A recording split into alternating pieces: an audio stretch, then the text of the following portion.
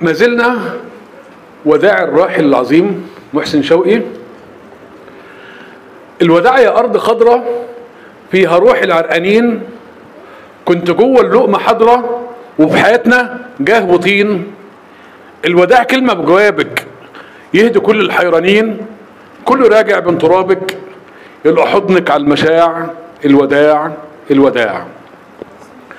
العمار يا جماعة مش محظوظة بس بالمثقفين اللي فيها والشخصيات العظيمة اللي فيها، كمان محظوظة بالشخصيات اللي بتحبها وبتورد عليها.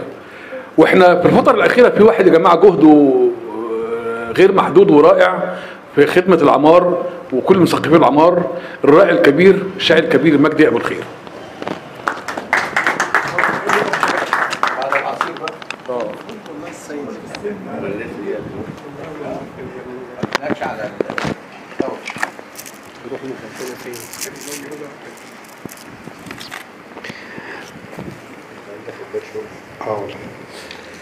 السلام عليكم ورحمة الله وبركاته. كل المحبة لكم جميعا. الأرواح جنود مجندة، ما تعارف منها ائتلف وما تنافر منها اختلف. وابويا رحمة الله عليه كان يقول لي مطرح ما روحك ترتاح روح.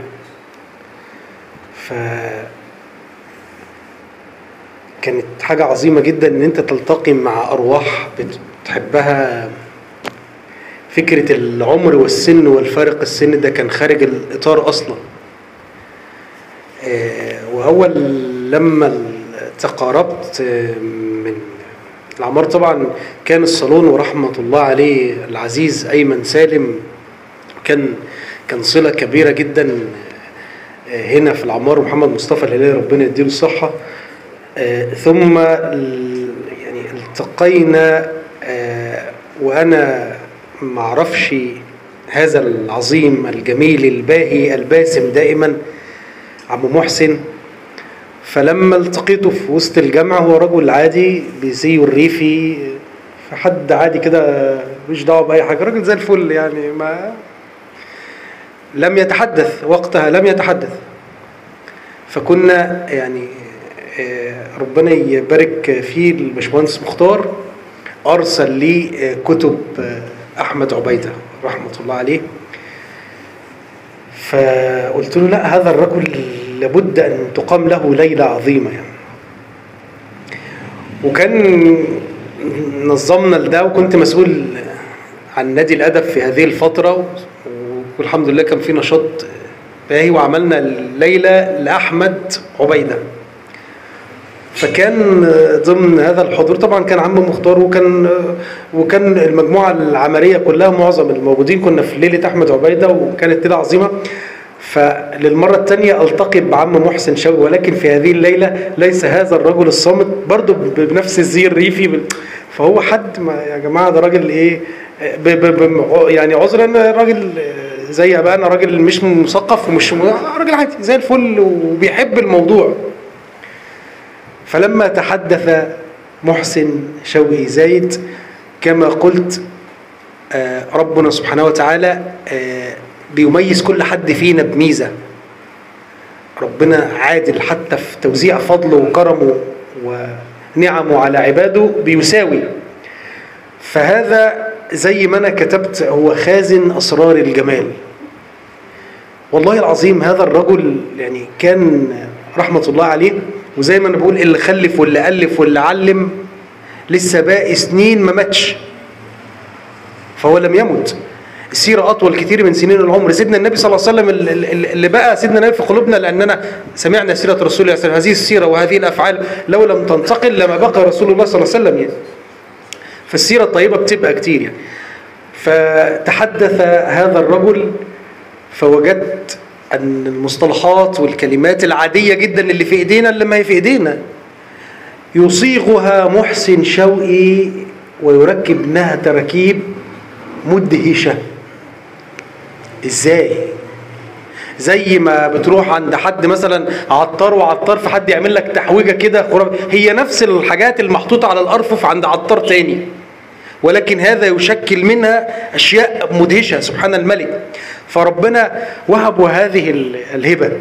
وكان باسم بشوش متواضع، عمره مرة، وطبعا ربنا يرحمه، فرق سن كبير يعني من دور أبنائه.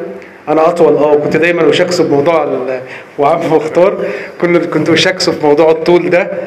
وكان باسم جدا، بس عمره ما قال يا مجدي، عمره. يعني يمكن انا باشمهندس مختار لما نقعد نهرج فيصل يقول مجدي انا والاستاذ عاطف، يعني هم اخواتي الكبار وفوق راسي من فوق، انا واخويا سيد علام. عمره والله لم اضبطه مره، وانا اقعد اقول له يعني كابتن محسن كده، واحب اشكسه، انا مشاكس ما بعرفش انا كده لاني بحبه. فكان يا استاذ مجدي، مش بيقولها ان هو بيقطع الصله، لا، ولكن يقولها بمحبه وبضحك، ويتحدث بكل ادب.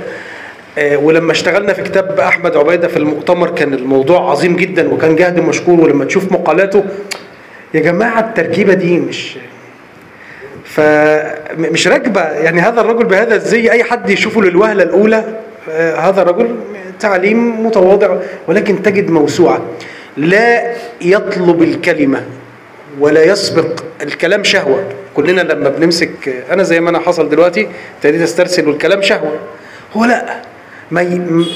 لا ياتي الا اذا تطلب منه يتكلم، وتجده خبير فيما يتحدث، مش من باب الفزلكه. احنا ساعات محدش فينا بيقول ما بعرفش، انا ناس كتيره مننا كلنا ما شاء الله هذا المنصب الوحيد اللي ينازع فيه كل المصريين صاحبه منصب المفتي. كلنا ما شاء الله، ما حدش بيقول ما بعرفش، تعبان كده افتي، يبقى كلنا ما شاء الله بنفتي في الطب وفي العلم. هو ما كانش، لا، كان يكلمك لو انت طلبت منه استاذ محسن يقول لك وببساطه وسلاسه، رغم انه يستخدم اللغه العربيه ولكن يستخدم مصطلح بسيط وناعم يوجهه كما تعلمنا تحدث مع الناس وليس اليهم. لم يتحدث محسن شوقي من منطقه عليا عشان يبان لك الفزلكه، رغم انه كان يمتلك بعض الجمل، عنده جمل محتاجه تتفكك جميله ورائعه ومدهشه، ولكن يكلمك سبحان الملك. هو يعني لم يعصى عليه او يستعصى عليه قلب، كان بيدخل القلوب كده. وهذه طبعا يعني منح ربنا سبحانه وتعالى وهب هذا الامر، ويتحدث ببساطه وبجمال. والله والله والله كنت اشعر ان جزء من جبر خاطري ان ارى هذا الرجل حينما ناتي الى العمار او نجلس في بنها او نبقى موجودين في المؤتمر او لما قعدنا اشتغلنا على الكتاب، احس ان ربنا بيجبر بخاطري ان هو مش هينفع تشوفه ما تبتسمش. هو بيبتسم بكل اللي حاصل ده، بيبتسم وعنده من العلم في كل المجالات. خلونا يعني من لا يشكر الناس لا يشكر الله. وفي دلائل وتبقى قرائن على بعض الاشياء ان ربنا ميسر الحاجات. لما اخويا سيد علام، ولو كل الشكر والمحبه والدور اللي بيقوم بيه زي ما قال الاستاذ طارق، دور عظيم اللي بيعمله سعيد علام من اول كتاب العمار ثم هذا الكتاب. كنا خايفين لبعد شويه ما نلاقيش الماده او الحاجات بتاعه الاستاذ محسن، لا دلوقتي احنا نقدر نجمع منها ما استطعنا. فجت حاجات ومجهده ومحتاجه تتفكك، وحاجات PDF وتحولها لورد عشان تشتغلها فتضرب منك بس سبحان الملك والله العظيم، وانت بتشتغل بتحس ان بتتيسر معاك في حاجه، ففي PDF يجي سليم والتاني يغلبك شويه فتلاقي السيد شغال يقول لك انا اشتغلت على ده وانت ما اشتغلتش على تعبك فسبته هبقى اشوفه بعدين، فتلاقي السيد هو اشتغل عليه هو مش اللي انت اشتغلت عليه، فيتكامل الموضوع بسرعه. الحمد لله رب العالمين ان الامر كان في وقت قياسي جدا. وقلت له يا سيد احنا برضو عايزين نوثق ده فنعمله برقم ايداع. لما رحت كتب عم عبد الشكور ده ما رضوش يديني ارقام الايداع، وفضلت مؤخره الكتاب ده عم عبد الشكور ال3 كتب لسه ما جوش ارقام ايداعهم، وكان الكتب قبله رقم الايداع بتاع عم محسن اللي كتبه السيد. رحت لقيته قال لي يا مجدي رقم 1 اللي خلص، فجبته وجيت. ففي حاجات عظيمه بتيسر، فهي ادله وبشاير وحاجات بتطمنك. كل الشكر للجميل اخويا العظيم سعيد علام، وبشكره بجد مش من باب ان احنا بنقول ده، يمكن احنا بنقعد نشاكس بعض وبنغلب بعض كتير، بس بشكره بجد على ده، لان يا جماعه حق الاجيال علينا، ولادنا واخواتنا واصحابنا، ان يعرفوا احنا كنا بنعمل ايه. والادب والثقافه ده اللي بيصنع الشعوب، ده اللي هيخلينا نفهم. من تعلم لغه قوم امن شرهم. احنا لازم نبقى فاهمين عشان نعرف نحافظ على كل حاجه حوالينا، على البلد. سيدنا النبي صلى الله عليه وسلم كان اول امر لرسول الله صلى الله عليه وسلم، زي ما قلت قبل كده، اول كلام لاعظم نبي اقرا محمد. اقرا محمد اللي علم بالقلم، كان اول كلام لسيدنا الحبيب النبي اقرا. فكل المحبه لكم جميعا، وكل من تكبد مشقه. واحنا والكلام ده بقوله لسيدنا وبقوله لاحمد وبقوله لعم محمد، احنا لنا في عم محسن زيكم بالظبط، يعني لنا فيه بالمحبه زيكم بالظبط. فعشان كده زي ما حدش يشكر حد، احنا بنشكر بعض، ولا احنا ده لان حقنا احنا لينا فيه. ودايما سيره اطول كتير من سنين العمر، فهو باقي في قلوبنا.